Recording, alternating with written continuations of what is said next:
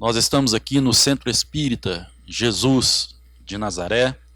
Hoje, terça-feira, nós iniciamos nossos trabalhos com perguntas e respostas que são direcionadas à mesa, hoje aqui com Alexandre Moll e Flávia Fragoso. Passo agora a palavra então a Alexandre Moll e Flávia Fragoso, que vão responder as perguntas e tirar as dúvidas. Boa noite, pessoal. Flávia vai fazer a palestra da noite e a gente está acompanhando aqui nesse estudo prévio, né? Como é de costume. Então são perguntas e respostas e nem tudo nós sabemos responder, mas aquilo que a gente conhece um pouco a gente tenta responder. Se vocês tiverem perguntas para fazer, pode pedir ao pessoal aí que eles vão providenciar e a gente vai tentar respondê-las. Bom, para começar aqui tem uma pergunta interessante que a pessoa pergunta assim: boa noite, estou começando agora meus estudos na Casa Espírita, estou gostando muito e queria saber um pouco sobre o chamado perispírito. Pois bem, o perispírito, a palavra, né, foi criada por Allan Kardec, que foi o idealizador da doutrina espírita. Peri quer dizer em torno, né? Em torno do espírito, na periferia do espírito. Então, o entendimento desse instrumento, ele é muito importante para nós entendermos diversos fenômenos ligados aos conceitos espíritas, como, por exemplo, a desencarnação, como, por exemplo, a vida no mundo espiritual e como, por exemplo, a reencarnação. Então, é através desse instrumento que tudo isso é possível, segundo o entendimento do Espiritismo. Não só do Espiritismo, né? Importante dizermos o seguinte: a doutrina espírita, ela criou uma metodologia de entender os fenômenos espirituais, mas a doutrina espírita não criou os fenômenos espirituais. Não é isso, Flávio? Então, a ideia do corpo espiritual, ela transcende o conceito espírita, né? Se nós buscarmos, por exemplo, nas filosofias antigas, né, lá nos gregos, a gente vai ver referência ao perispírito, né? Eles chamavam de Poseidon. Lá na Grécia, perdão, no Egito, eles chamavam de Ka. E na Bíblia, né, no catolicismo, no cristianismo, Paulo de Tarso, lá na primeira epístola aos Coríntios, capítulo 15, versículo 44, faz referência ao perispírito, mas ele chama de corpo espiritual, que para nós é a mesma coisa, né? Semeia-se o corpo animal, ressuscita-se o corpo espiritual. Se tendes o corpo animal para manifestação da vossa carne, tendes também o corpo espiritual para manifestação do vosso espírito. Pois bem, então no entendimento do Allan Kardec, dos espíritos, né, que conversaram com ele, existe então um corpo que é sobrevivente, que é interdependente ao corpo físico. Então, quando nós morremos, né, este corpo perispiritual, ele desenlaça-se do chamado corpo físico, que naturalmente vai entrar em decomposição, e aí que acontece o processo que nós chamamos de desencarnação, né? Quando o espírito então deixa a carne, sair, deixar a carne. E como é que ele deixa a carne? Como é que ele sobrevive ao fenômeno da morte? Naturalmente porque o perispírito existe. Então o perispírito, segundo Allan Kardec, é aquilo que faz do espírito um ser abstrato, um ser concreto. Ou seja, é aquilo que dá roupagem ao espírito, aquilo que materializa o espírito. Então, quando nós desencarnamos, nós passamos dessa dimensão física para a dimensão espiritual através desse corpo perispiritual, aquilo que o Paulo de Tarso chamou de corpo espiritual, né? Então nós vamos adentrar as chamadas dimensões espirituais nessa roupagem, nesse corpo espiritual. E esse corpo espiritual, ele reflete, né, a fisionomia, a morfologia do corpo físico, assim também como o corpo físico, quando estamos encarnados, ele reflete também a morfologia do corpo perispiritual. Então ele precede o corpo físico, ele é a matriz do corpo físico, né? E voltando ao plano espiritual, ao plano físico, é exatamente através desse corpo perispiritual que o perispírito ele adentra a carne. É lógico que ele passa por adaptações, né? Aquilo que o André Luiz chamou de restringimento perispiritual, né? Esse corpo perispiritual ele se restringe, né? Num mecanismo que eu não sei detalhar, para que haja o momento da reencarnação, né? Então, dentro do entendimento dos espíritos, o marco zero da reencarnação é a concepção. Aí o espírito começa a passar da dimensão extrafísica para a dimensão física. E aí, no momento, né, da gestação, naquele momento todo ali, o perispírito ele vai imprimindo a sua matriz, né, a sua matriz kármica, na estrutura celular, na argamassa celular, que foi cedido pelos cromossomos dos pais, né? Então, o entendimento do perispírito ele é fundamental para nós, como espíritas, estudantes do espiritismo, e também de outras filosofias espiritualistas, para entendermos o fenômeno da desencarnação e o fenômeno da reencarnação. Concorda, Flávia? Perfeitamente. Brilhante explicação. Tem uma pergunta aqui que pede para a gente falar sobre o karma. O karma, essa palavra karma, não é encontrada em nenhum momento no Livro dos Espíritos. É uma palavra que existe, que principalmente nas religiões hindus e outras, né, que fala, que até uma coisa que a gente estava falando outro dia, numa outra oportunidade, que o Espiritismo chamaria de lei de causa e efeito, né? E o karma tem um entendimento parecido com esse. E uma coisa que é preciso que nós, enquanto espíritas, a gente faça uma delete do nosso... Eu já vi muita gente falar nisso, é a ideia de que Deus castiga.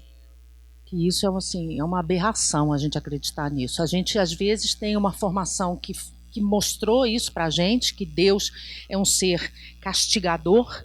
Então, se a gente não fizer tudo certinho, a gente vai ser castigado, e como a gente não faz tudo certinho, provavelmente a gente acha que as coisas que estão acontecendo conosco são castigos de Deus. O que a gente entende é que para cada ação há uma reação de igual impulso, de igual teor. Então, dessa forma, é claro que nós, quando a gente faz as coisas que são boas, que são interessantes, que a gente consegue passar por cima dos nossos defeitos, das nossas incapacidades momentâneas, a gente tem um ponto, vamos falar assim, para ficar bem didático, a gente consegue ter uma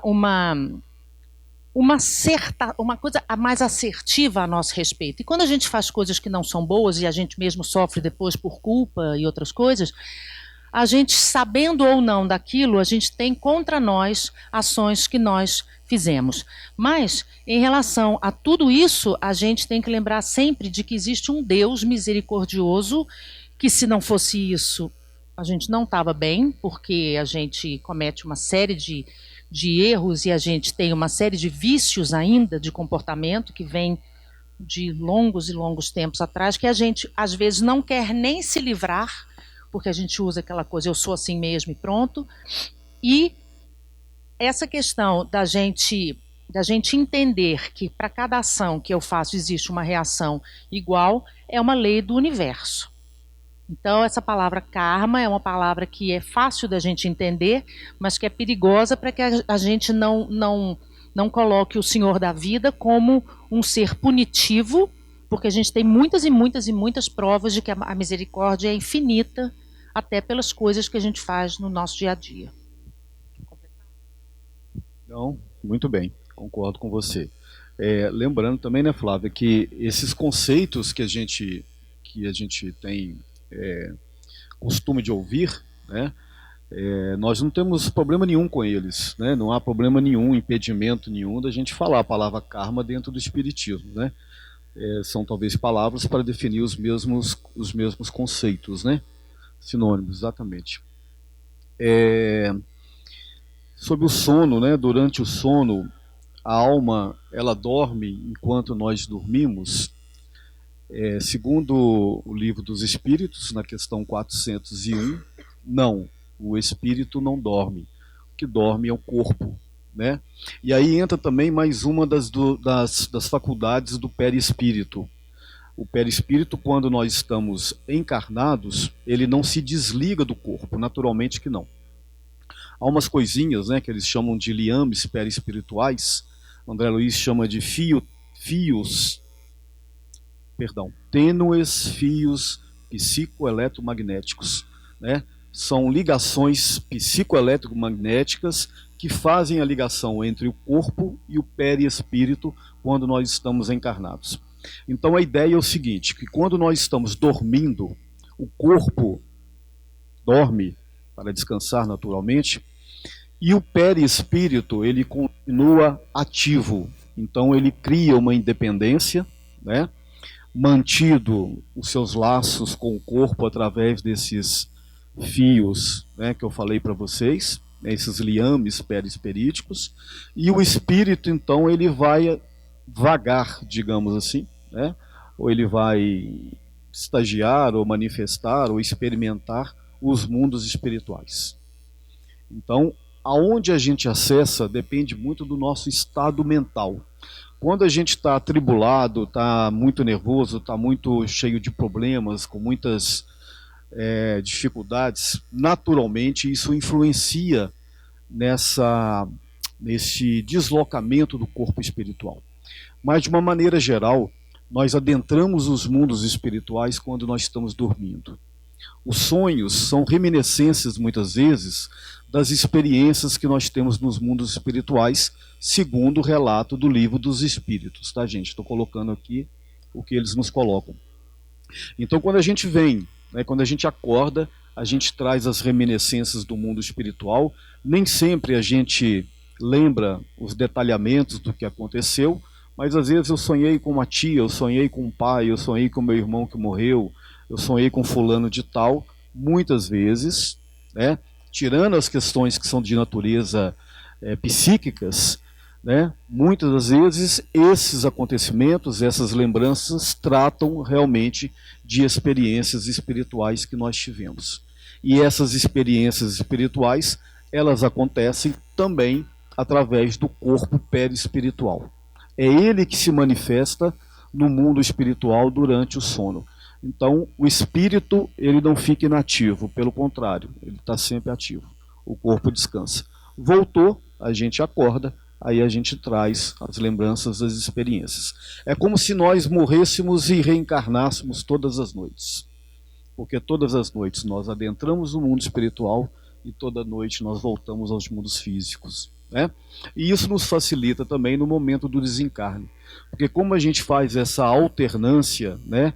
Essa experiência diária, mundo físico, mundo espiritual, mundo físico, mundo espiritual, no momento da morte física, a gente já tem a experiência do mundo espiritual. Então ela não é tão traumática assim, ela não é tão chocante assim, não é uma coisa que a gente não conhece, é uma coisa que a nossa intimidade espiritual conhece e conhece bem. Eu queria falar uma coisa a respeito disso. Eu tenho um amigo que ele fala que toda noite, quando ele vai dormir, ele pede à espiritualidade que o deixe ir, que permita que ele vá para alguma sala de aula ou para praticar algum tipo de serviço no mundo espiritual, para que ele possa servir de alguma forma. Eu achei isso muito legal quando ele falou isso, é o João Balbi. E uma coisa também em relação ao sonho, existem algumas situações que a gente tem certeza absoluta que não foi um sonho, que foi um encontro, né, quando é bom ou quando é ruim, enfim, mas que houve um encontro. É bem possível que isso tenha acontecido. Uma coisa importante que não tem exatamente a ver com essa... Tem um pouco a ver com essa pergunta, sim, é porque a gente tem uma necessidade de ter notícias daqueles que partiram antes de nós. Então, eu já estou falando isso porque eu já ouvi uma pessoa falar comigo que fica pedindo para sonhar com uma determinada pessoa que já não está mais aqui nesse plano encarnado. Isso é uma coisa para uma outra pergunta, né? Mas, de qualquer forma, que a gente não fique... É mais comum do que a gente pensa. Pode até acontecer com vocês ou com a gente. A gente fica querendo sonhar. Eu queria tanto sonhar com fulano, eu queria tanto, oh meu Deus, me deixa sonhar com fulano, deixa eu encontrar com a pessoa que foi e tal. Existem laços, né? E existem situações que a gente não conhece, que podem impedir que isso aconteça e que podem não nos deixar viver essa experiência nesse momento, porque nem nós e nem esse espírito que não está mais aqui tem condições nesse momento de viver esse encontro. Pode ser, inclusive, extremamente prejudicial, né? A gente ficar naquela evocação. Então, é só um parêntese em relação a isso. Vou responder a sua pergunta. Estou perguntando para ela se ela está fazendo palestra já. Você quer responder a sua pergunta? Então, já respondeu ela? Ou você completou já? Então tá. Pessoal, quem tiver perguntas aí, vamos fazer, porque a gente está ficando em dificuldade aqui. Fale-me sobre o mundo provas e expiação. O que quer dizer mundo de provas e expiação? Bom, o Allan Kardec, quando ele vem explicar para a gente a classificação dos mundos, ele usa uma didática, né? Essa didática é apenas para facilitar o nosso entendimento. Então, ele desenha assim, que a gente tem escalas evolutivas de mundos. Então ele chamou de mundos primitivos, mundos de provas e expiação, mundos de regeneração, mundos felizes e mundos ditosos. Né? São 5 mundos de classificações, mas são didáticas naturalmente, né? Apenas para a gente entender. O mundo primitivo seria a Terra mais ou menos há 5.000, 10.000 anos atrás. Eram aqueles mundos muito atrasados, o homem da caverna, né, onde a demanda do homem era a sua sobrevivência única e exclusivamente. Comer, beber e se aquecer e tal. Sobreviver, né, às intempéries da natureza e tal. Então, os mundos primitivos são marcados, naturalmente, por experiências primitivas. Então, as nossas primeiras reencarnações, elas se dão dentro do mundos primitivos. Porque você não pode pegar um espírito primitivo e colocá-lo no mundo mais evoluído, porque ele não vai se adaptar. É como você pegar uma criança do primeiro ano e colocá-la no nível, né, de segundo grau, de terceiro grau, enfim. Então, a ideia que a espiritualidade constrói é assim: existe um princípio inteligente, que é o início rudimentar de um espírito. Esse princípio inteligente, ele transita pelos reinos inferiores da criação, do mineral, do vegetal, do animal, até que ele adentra o reino hominal, que é o reino que nós estamos. Então, quando ele adentra o reino hominal, as primeiras encarnações ou reencarnações vão ser em mundos primitivos, porque os corpos são primitivos, a mente é primitiva e a demanda de vida é primitiva. Então, a Terra já teve nesse momento de mundos primitivos. Tanto os espíritos quanto o planeta que ele habita também passam por um processo de evolução. Então a Terra já esteve em mundos primitivos, hoje está no mundo categorizado pelos espíritos de provas e expiação. O mundo de prova e expiação é onde nós estamos. São marcados por provas constantes e expiação para alguns. Né? A Flávia falou dos karmas, né? Essas expiações são sentenças praticamente que o espírito mesmo desenhou para ele. São sentenças que ele não consegue sair temporariamente delas. Né? Ele está expiando. As provas nós temos elas constantemente. No mundo de prova e expiação é caracterizado pela maldade. Eu não vou dizer maldade no sentido literal de mal, né, mas no sentido da ignorância. E, pelo que nós entendemos, nós estamos fazendo uma mudança comportamental e planetária de um mundo de provas e expiação para o mundo de regeneração. O mundo de regeneração é marcado pela ascendência do bem sobre o mal, ou seja, do conhecimento sobre a ignorância. Então nós estamos nesse momento de transição. Por isso que a gente fala de transição planetária. né? A transição dentro da nossa visão, ela não tem uma data, ela não começou numa data específica, ela veio acontecendo ao longo do tempo. O que talvez marque esse ponto de transição seja a vinda de Jesus, do Cristo, ao planeta. Aí ele começa esse momento de regeneração do planeta. É como se ele batizasse o planeta para que ele começasse esse novo instante, esse novo momento. Então, no mundo de regeneração, o bem começa a ter ascendência sobre o mal. E depois disso tem uma outra classificação, que são os mundos felizes, onde o bem predomina, o mal é exótico, e os mundos ditosos e mundos felizes são mundos habitados por espíritos puros ou espíritos ditosos, né, que já não mantêm mais a necessidade de encarnação, de matéria. A matéria é a matéria do perispírito, uma matéria que está numa outra quintessência, uma matéria mais rarefeita que eu não sei defini-la. Então é isso. Chegou a pergunta aí, Flávio. Após a morte, a pessoa fica no lugar durante quanto tempo? Acho que eu li errado. Peraí. Após a morte, é possível a pessoa ficar no lugar durante quanto tempo? Como, por exemplo, num caso de um acidente. Isso é uma situação que cada caso é um caso.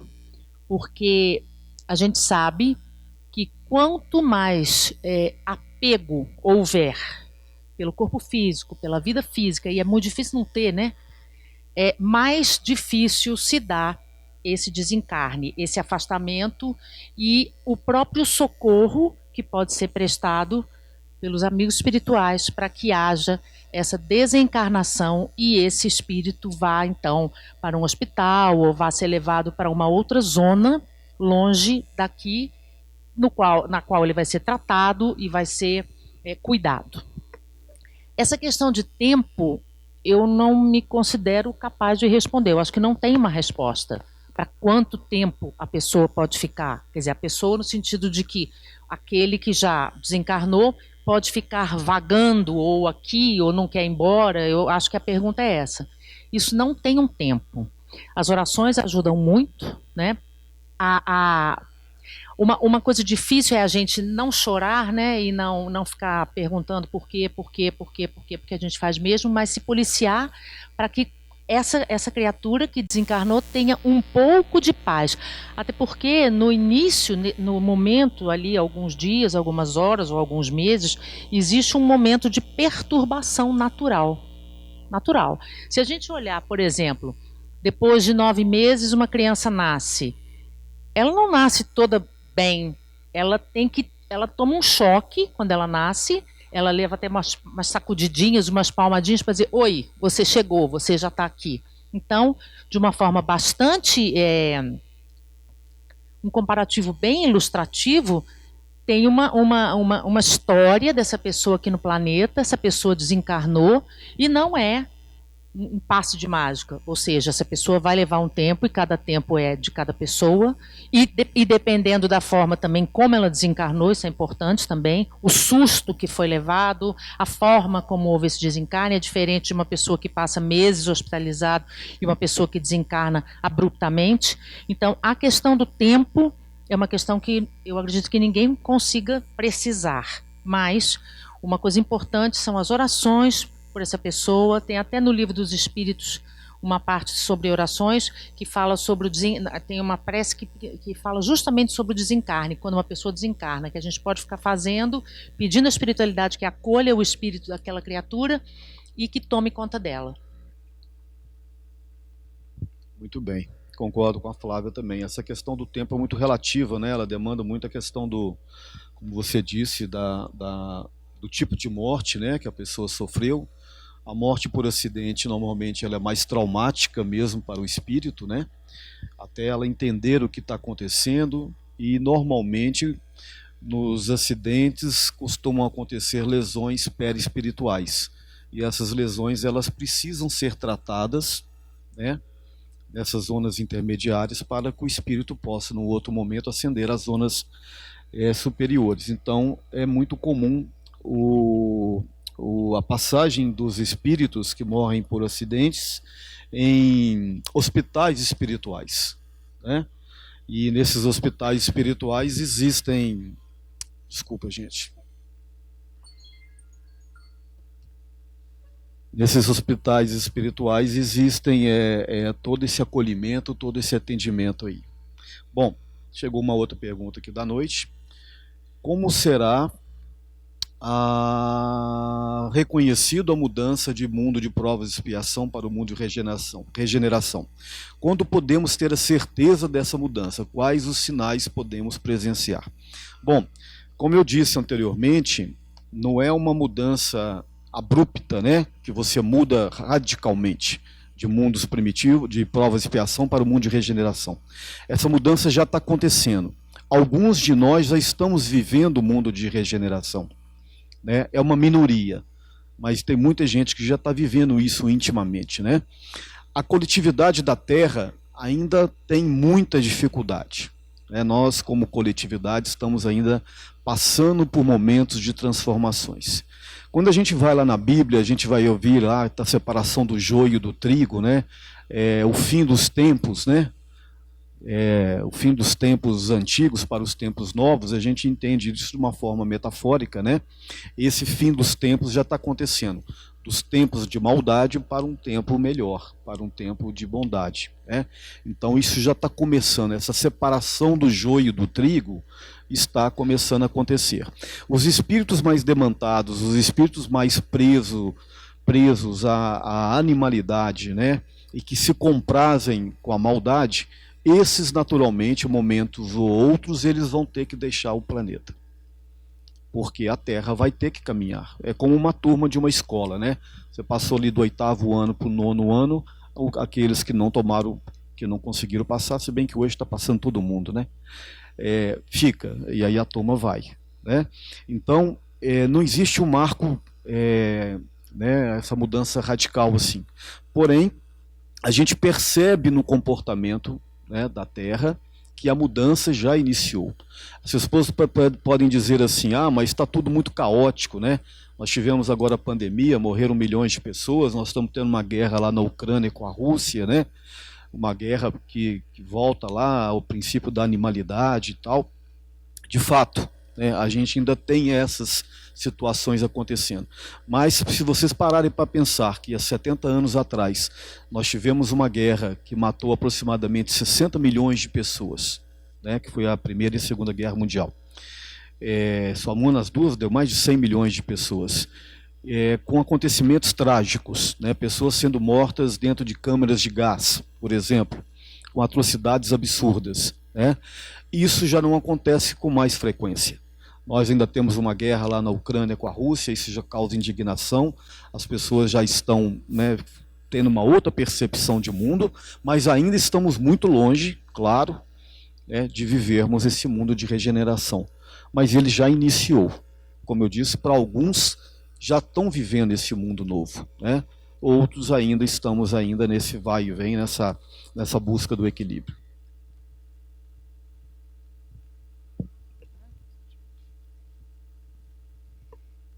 Você, né?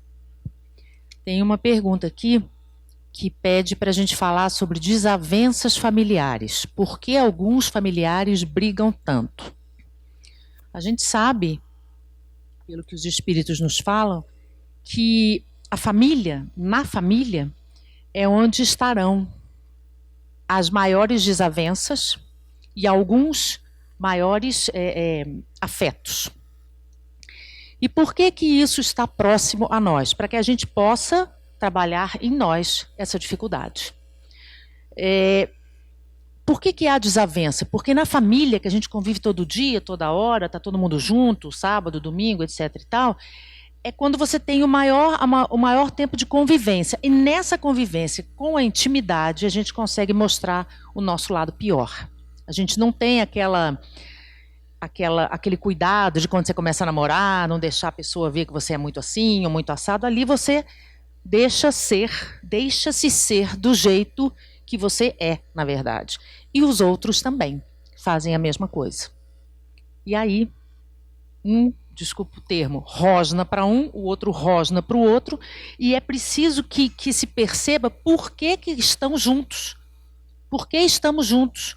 Porque é através desse convívio mais íntimo que a gente consegue ver as nossas partes sombrias, as nossas dificuldades de relacionamento. Não adianta eu ter um relacionamento com uma pessoa que eu vejo uma vez por mês, achar que ela é maravilhosa, ela acha que eu sou maravilhosa também. Não é esse o X da questão. O X da questão é conviver com pessoas que são muito, provavelmente, bastante parecidas comigo,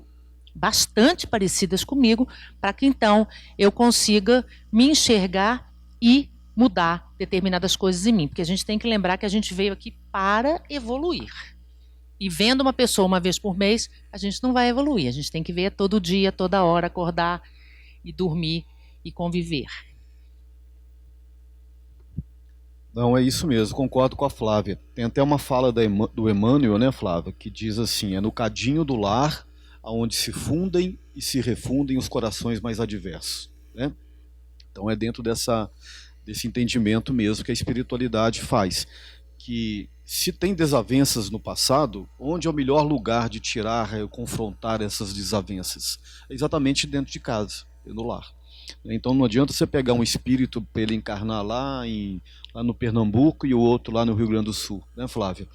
Então, normalmente a espiritualidade faz um desenho espiritual, que a gente chama de um projeto reencarnatório, né, para que se coloque dentro do lar exatamente esses desacertos. É claro que nem tudo é desacerto, né? Dentro de uma estrutura familiar, do núcleo familiar, de uma constelação familiar, né?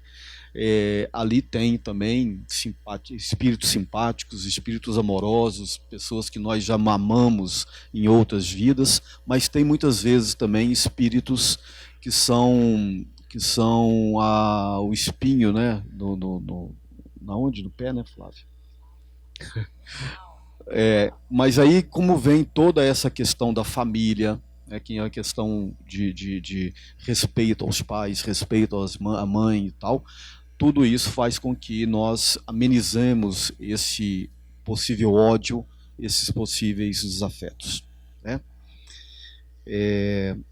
Voltando aqui ao assunto do sono e do desdobramento, o Espiritismo explicaria por que algumas pessoas não conseguem dormir e só conseguem dormir à base de medicamentos.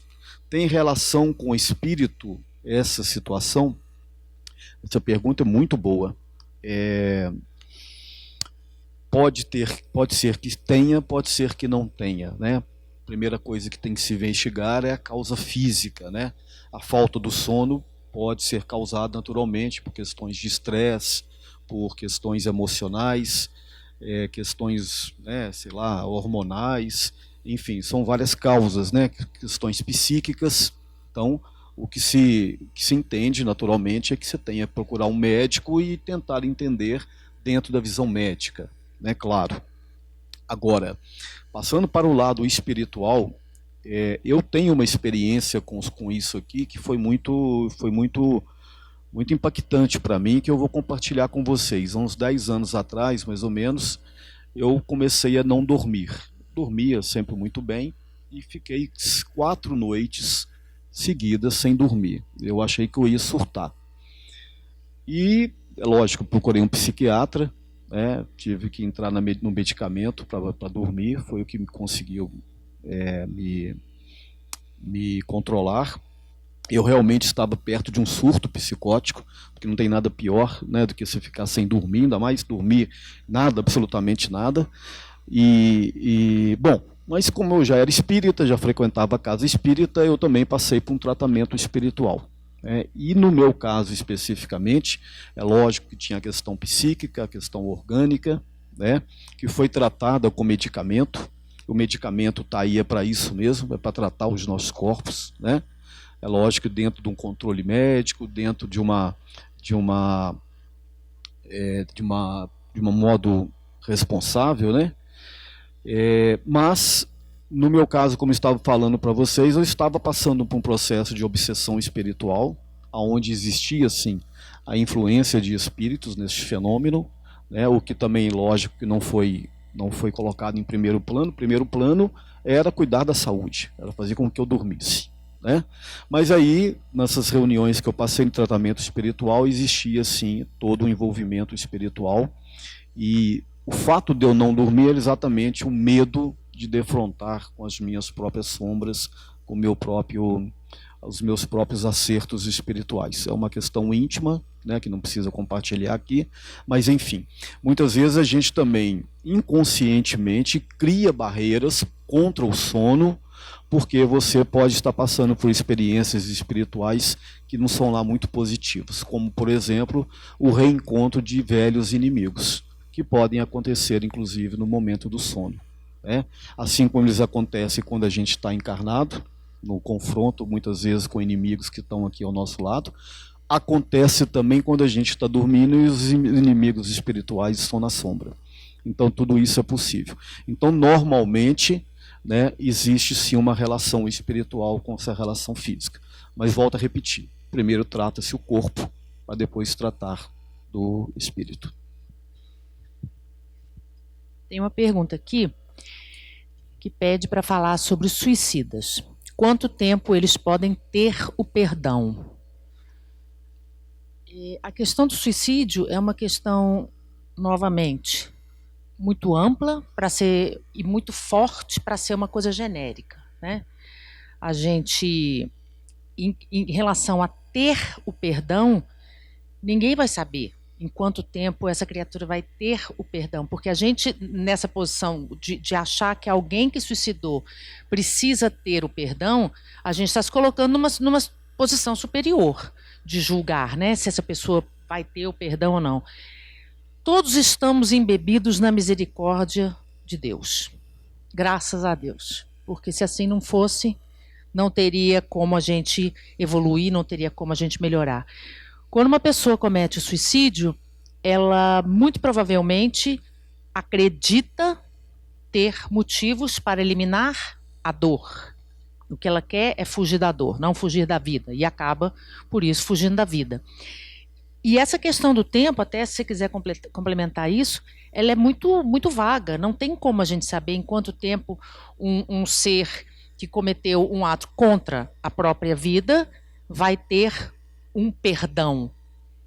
Começa quando ele reconhece que ele agiu mal contra si mesmo. A partir desse momento, a partir do arrependimento, num estágio que a gente não vai saber, se a gente tem André Luiz, né, que de uma forma que não foi direta, foi considerado suicida e ficou 8 anos e não sei quantos meses, não sei quantos dias, que ele fala direitinho, no umbral. Então, é uma coisa bastante particular. Você quer falar?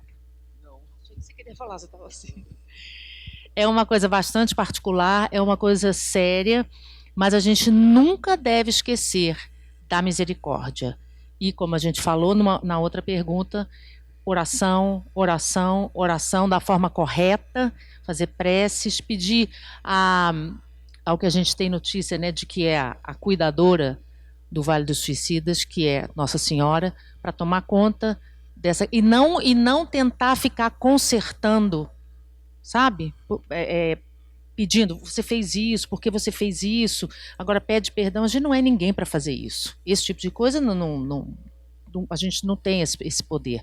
A gente tem o poder da oração, de invocar os bons espíritos para tomarem conta daquela criatura. É o que a gente pode fazer e muito bem feito também. Maldição hereditária existe? Se sim, o que se pode fazer para quebrar este ciclo? Olha, eu estou tentando entender o que seria isso aqui, talvez assim no sentido de alguém amaldiçoar uma família, né? Uma coisa assim, né? Creio que é isso, não é isso, Flávio? Você entendeu? Pois é. Olha, eu não acredito que exista, não, sabe? É lógico que toda maldição, né? Toda palavra muito forte que é direcionada a uma pessoa, todo sentimento muito ruim, ele é sempre muito ruim, né? É melhor que ele não exista. Mas eu não acredito que tenha o poder de condenar gerações e gerações, não, né? Acho que ninguém tem esse poder. Tem uma passagem na Bíblia interessante que diz assim: pagareis até a 3ª, a 4ª geração, né? Isso tem até uma interpretação espírita disso aí, que este pagamento, entre aspas, esse karma, né, Flávia? É o fato de que normalmente nós somos herdeiros de nós mesmos. É isso? Então, esse pagar, entre aspas, esse karma, os karmas que nós temos, nós herdamos de nós mesmos. Né? Assim também como os talentos que eu tenho, os dons que eu tenho, as coisas boas que eu tenho, eu herdei também de mim também. Né? Então, todos os nossos potenciais, todas as nossas qualidades, todos os nossos talentos, né? Você pega uma pessoa que tem talento para artes, outro tem talento para música, o outro tem talento para ser mãe, outro tem talento para ser professor, outro tem talento para ser pai, né? Outro tem talento para ser filho, né? Outro tem talento para ser orador. Então, quer dizer, esses talentos nós herdamos de nós mesmos. Né? Em algum momento, nós trabalhamos nisso. As pessoas que têm talento, por exemplo, para cuidar de filhos, talentos para negócios, talentos para medicina. Então, as pessoas herdam aquilo que elas construíram no passado. Então, tudo que nós temos hoje em nós, do ponto de vista psicológico, psíquico, emocional, até mesmo físico, são herdados por nós mesmos, nas nossas andanças do passado. E, em contrapartida, como eu disse, as coisas negativas também. Então, se eu venho com um membro atrofiado, se eu venho com uma limitação psíquica, uma limitação intelectual, se eu venho com alguma incapacidade motora, se eu venho com uma dificuldade de comportamento, né, de relacionamento, também isso é fruto de algum deslize do passado. Então, esta é a proposta reencarnatória, né, é a proposta educativa. Né, da gente reconsiderar os erros e desenvolver os acertos, desenvolver as potencialidades. Né? Então eu não acredito nessa questão de maldição hereditária, eu acho que ninguém tem esse poder para isso, que as gerações que vão se suceder não tem nada, absolutamente nada, com o erro das pessoas do passado. Agora, se a pessoa volta dentro de uma estrutura familiar, e normalmente nós voltamos na quarta ou na quinta geração, normalmente, né? Às vezes somos bisnetos ou tataranetos de nós mesmos, aí muitas vezes a gente pode trazer as nossas heranças ou as nossas maldições, aí dentro desse aspecto que eu coloquei para vocês. Em relação a isso, embora isso não seja uma coisa permitida pelo pai, a gente tem que tomar muito cuidado, porque o medo é o que alimenta isso. Aquela coisa, eu escutei que meu avô foi maldizido. Como é o nome da palavra? Esqueci a palavra. Amaldiçoado.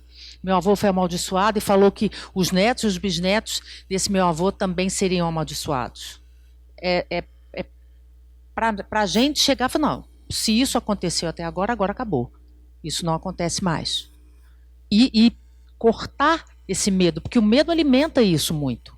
Essa coisa, eu não vou fazer isso porque eu sei que não vai dar certo, porque eu sou amaldiçoado e tal. Então, cortar isso como uma inverdade, porque foi o que o Alexandre falou, ninguém tem esse poder de amaldiçoar e fica todo mundo marcado como se ninguém tivesse vindo aqui para melhorar, né, para evoluir. Não faz sentido a permissão da espiritualidade para esse tipo de coisa. Verdade. O que também não pode é receber o presente, né, Flávio? Essas pessoas falam, minha família foi amaldiçoada. E você ficar cultuando essa ideia, e você pode incorporar isso realmente, né? Bom, nosso tempo está esgotando, falta ainda 5 minutos, então como não chegou mais perguntas, eu vou colocar uma aqui que está no Livro dos Espíritos. O número de encarnações é o mesmo para todos os espíritos? O que você acha, Flávio?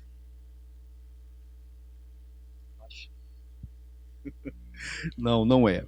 Aquele que caminha depressa se poupa das provas. Todavia, as encarnações sucessivas são sempre muito numerosas, porque o progresso ele é infinito. Então não existe um tempo preciso de reencarnação. Eu vou reencarnar tantas vezes, 1000 vezes, 1200 vezes, quer dizer, cada um vai trilhar a sua história. Uns, naturalmente, vão fazer um caminhar mais leve, mais objetivo. Outros vão sair pela tangente para depois ter que voltar para o lugar certo. Então, as encarnações elas são múltiplas, cada espírito vai fazer a sua trajetória, como eu já disse, a sua história. O importante é o seguinte, que eu entendo que a gente só vai deixar esse plano físico quando a gente dominar plenamente os sentimentos. E o sentimento só se domina através das vivências, do conhecimento, do relacionamento e das vivências. E eu acredito que é por isso que a gente precisa viver muito, se relacionar muito e reencarnar muitas vezes. Nascer, morrer, viver e renascer, progredir sem cessar. Tal é a lei, disse Allan Kardec. Quer completar, Flávio? Encerrar? Exatamente. Imagina ter que encontrar com a Flávia aí um monte de vezes, hein, Flávio? Vai ser sempre um prazer. Ô, gente, então foi um prazer estar com vocês, né? Agora nós vamos prestigiar a palestra da Flávia. E boa noite a todos.